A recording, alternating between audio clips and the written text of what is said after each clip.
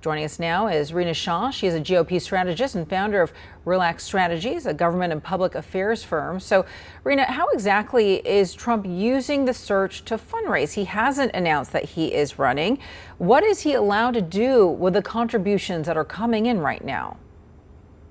Well, if any of you were watching the January 6th Select Committee hearings in the U.S. House of Representatives over the past many months, you came to learn about the fundraising blitzes that the Trump team would do around the Stop the Steal rally and throughout his presidency. And that's not uncommon. Of course, in politics today, we know that there are a lot of outside groups raising money for candidates, for incumbents, people already holding elected office, and the president is certainly not immune to those efforts either. We've seen that over the course of many presidencies. It's not just Trump who did it, but the manner in which Trump has done it has been so, I would say, egregious, more than any other modern president.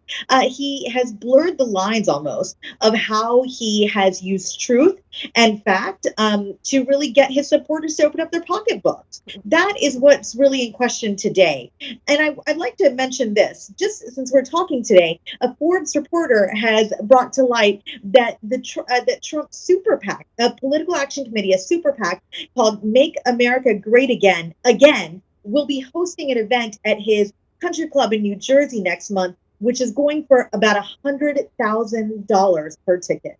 Well, it's so interesting because this is all happening while there are 4 different investigations that are taking place right now. So is this even legal for Trump to continue to fundraise this way, especially when it comes to Stop the Steal, or what he calls the FBI raid?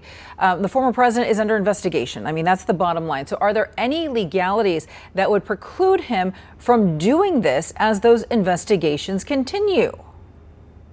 Well, the simple answer to your question about whether this is improper or illegal for the president to be fundraising off of things that have been proven to be untrue, such as the election 2020 results. The president continues to try to challenge those results. He has not said to his followers that Joe Biden is your president. He won a free and just and fair election, and he is your president because he won that election fair and square. What the president and his allies continue to do is, like I said earlier, blur the lines. Is there anything illegal and improper about it? No, actually, there's nothing on the books right now that tells us that this is something the president can face actual criminal charges for. Now, if you go a little deeper, and if the government, for example, law enforcement, and that depends on the agency, right? But this is under the Department of Justice's purview. If they are able to prove things such as racketeering or conspiracy to commit election fraud, those are 2 heavy legal terms that carry with it criminal sentences, and again, could be something that the president is indicted for. This very moment in time, nothing right now that shows us the president's doing anything improper. Has he done it before? I mean, has anyone done it before him? No. But is it improper? Again, no.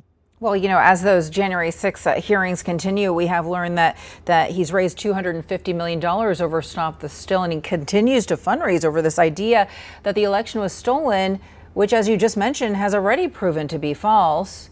So how is this okay? Why aren't there criminalities around this? I would imagine that this is fraud. It's fraudulent. It on its face, it absolutely looks, smells, walks, and talks like fraud. But now this is where legal scholars, constitutional experts come in and say that it would be wrong to indict a former president.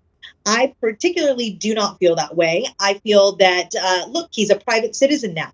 And the laws on our books and the Constitution, the way in which it was framed by our founding fathers, has made it so that no citizen can be above the law, not even a former president. And if we don't hold our former elected officials, our current elected officials, accountable to the very same set of laws that they are in charge of, not just promulgating throughout the land, but in general, then what does that make us? That makes us weak on the world stage. Doesn't look like we're a country where law and order is paramount, something President Trump campaigned on heavily when he was a candidate for the first time and the second time. He said he was a law and order president, yet he doesn't want to be scrutinized under the same microscope. That, to me, is hypocritical. It calls into question so many things, and we should let our investigators, the people who are tasked, again, with law enforcement in this country, carry out investigations. And if he wants to challenge those in court, he can. And he is already doing so, as we've seen